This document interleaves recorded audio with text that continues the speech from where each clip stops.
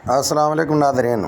अज उत्ते 29 अगस्त 2025 रात के तकरीबन 8 बजे ने तुहाडे सामने दरिया सतलुज और रावी के हवाले दे नाल ताज़ा तरीन अपडेट लैके हाज़र होया कि दोवां दरियावां के जिहड़े दो हैड ने उन्हां ते तकरीबन शदीद किस्म का जिहड़ा ना तूफान है और हिमाचल के अंदर बारिशां भी लगातार लगी हुई ने। हिमाचल प्रदेश के अंदर रैड अलर्ट जारी किया हुकूमत इंडिया ने कि IMD इंडिया जिहड़ा है मैट्रोलॉजिकल डिपार्टमेंट उन्होंने हाई अलर्ट जारी किया है कि हिमाचल प्रदेश के अंदर कि उत्थे 3 दिनों वास्ते बड़ी शिद्दत की बारिश है।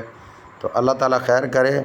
तो पाकिस्तान के जिहड़े दरिया रावी और दरिया सतलुज उन्हां दे अंदर इस वक्त कहर बरपा है कि दरिया रावी शदरा के मुकाम ते 1,59,847 क्यूसक जो कि लाहौर शहर नूं शदीद खतरा है। आस पास के जिहड़े इलाके ने वो ज़ेरे आब ने।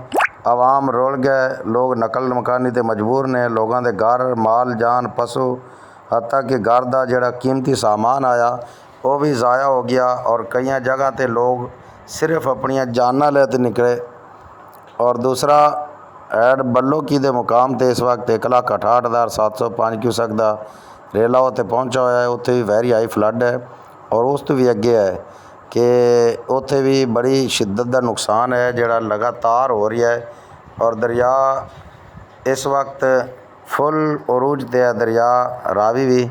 और दरिया सतलुज नूं वेखिए तो गंडा सिंह वाला के मुकाम ते इस वक्त बड़ा शिद्दत का रेला गुजरता भी है कि गंडा सिंह 3,45,366 क्यूसक तक पहुँच गया है कि बड़ा मेरी ज़िंदगी का सब तो रिकॉर्ड ये पानी है कि जिहड़ा मैं अपने होश संभाले वेखा कि 3,45,366 क्यूसक पानी बड़ा पानी है। जिस दी वजह तो गंडा सिंह तो अगे जिहड़ा कसूर है या आस पास के इलाके ने कंगनपुर है, उस तो अगे है मेतली चक मेतले ने या मंडी अहमदाबाद है। तो ये इलाके शदीद पानी की लपेट के अंदर ने। लोगों के माल मवेशी कई जगह ते रुड़ गए, घरों के सामान रुड़ गए, घर आरशी तहस नहस हो गई। तो जेडे इस तो अगे बैठे ने लोग उन्होंने मैं गुजारिश कराँगा कि वो अपने आप को सेफ करें, अपने सामान अगर निकल सकते हैं तो लैत निकलन, वरना सिर्फ अपन जाना की हिफाजत करते हुए अपने आप को बचा के अपने बच्चों को बचा के इतों निकलने की कोशिश करें।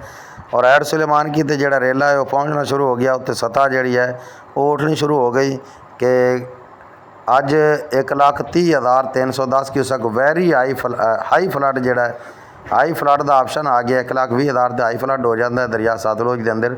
तो 1,30,310 क्यूसक तक पहुँच गया दरिया सतलुज का हैड सुलेमान की जिहड़ा थल्लों क्रॉस कर रही है।